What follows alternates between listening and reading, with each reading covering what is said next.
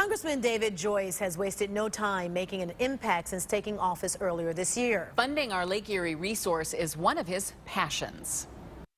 This is about jobs. This is about making sure that the water we drink is clean and pure. Joyce was responsible for getting Lake Erie cleanup funding bumped up from $60 to $210 million for this fiscal year. Dave Arnold spent some time with researchers at PIB. They're putting those much-needed funds to work right away. Keeping Lake Erie clean with its hand on the pulse of undulating waves of a natural resource needing to be monitored daily is a busy laboratory on South Bass Island. We're at Stone Laboratory.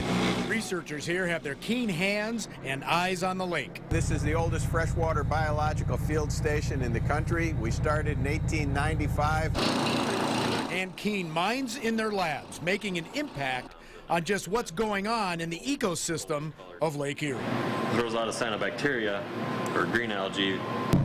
Some of the lake's problems, of course, can be linked to us. The watershed for the Maumee River is the largest for all the Great Lakes, and it drains 4.5 million acres of agricultural land.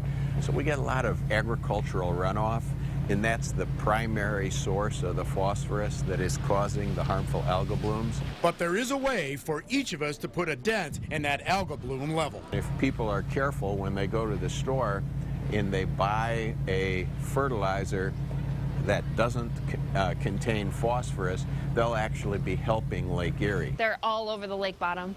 I mean, if you do, kind of get some snorkeling gear on and just swim around, I mean, that's all you see on the bottom. Would you characterize it as an infestation? I would definitely call it an infestation. Yeah, absolutely.